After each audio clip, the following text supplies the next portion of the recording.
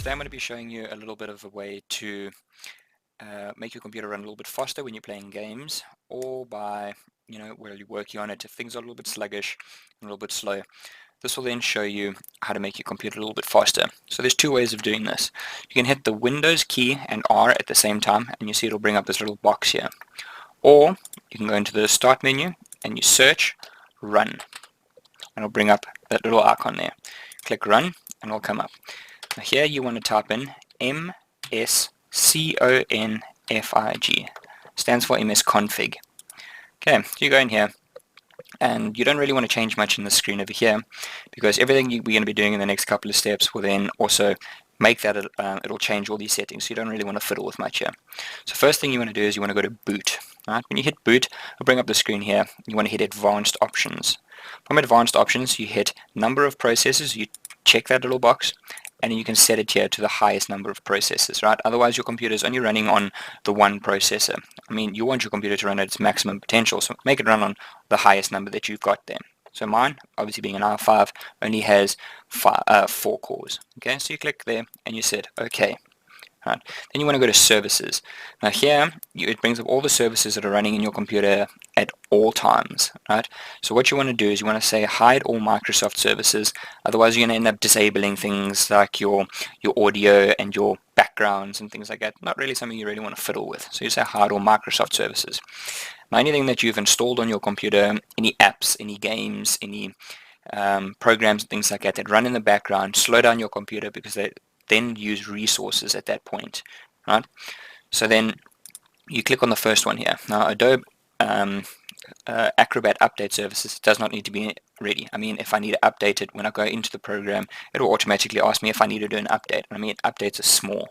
90% of the time you're not going to have big updates, so it's not going to waste much of your time.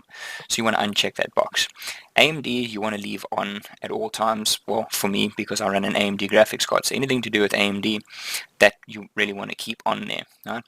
Apple services and devices, that's stuff that you use for your iPods and your iPhones, and anything else Apple that you'd plug into your normal desktop. This will then, you disable these things because you don't need them running in the background until you actually plug your device in. Once you plug it in, these will become active. When you unplug it, they will go off again. Okay, so you take those off. Right. The remote booster I keep on because it's something I use on my cell phone to control my desktop. Right. Google Update Services, right there. Those don't really need to be on because Google, once you go into your Internet Explorer or your Google Chrome or whatever you're using, those will automatically update themselves running in the background while you browse the internet or do whatever you're doing. So those don't need to be ticked. Intel, those you want to keep on 90, all of them pretty much, because these programs are what control your processor, your RAM, your chipset drivers, everything like that. Anything to do with Intel you normally want to keep on.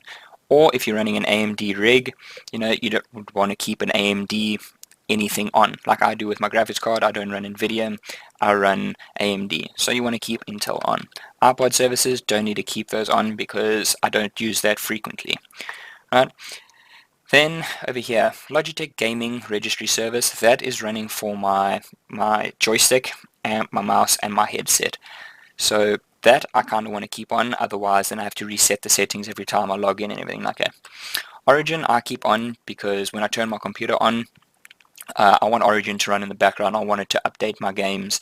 I want it to tell me who's coming online, who's not, so that I can start playing with them. At the moment you can see that it says stopped over here, but that is because I currently closed it so that no names and anything pop up and disturb the recording. Right, Punkbuster you normally want to keep on because that's your anti-cheat service. Right, that's going to stop you from hacking and things like that. Unless you're a hacker, then you can take it off, but I recommend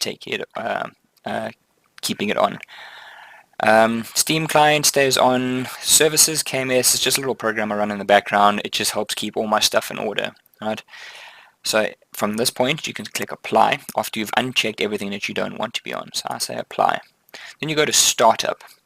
Now here, you want to disable most of these things, because now when you turn your computer on, these are the kind of things that are then going to slow your computer down on the startup. Once you've logged in, typed your password in, everything's going to take forever to load up all the little programs that are running in the background and everything like that. So Logitech, again, I keep on because it's for all my equipment. Radeon is part of my AMD stuff, so I keep that on. Steam Client I keep on so that I don't have to type my password in, or have to log and click on it every time. I like to keep my gaming stuff all in order, right? This USB 3 monitor, it'll then tell you if you've got USB 3 ports on your computer, obviously. That I keep on because then it tells me if I've got a device plugged into a lower, if I plug a USB 3 flash drive into a USB 2 port, it'll tell me to unplug it and plug it into a different port so that it runs at the correct speed. So I keep that on. Origin, keep on, obviously that's for my games. Daemon Tools, that is a program that I use to mount images of certain disks and things like that if I need it. Then iCloud, iTunes, uTorrent, all that stuff, I keep that turned off.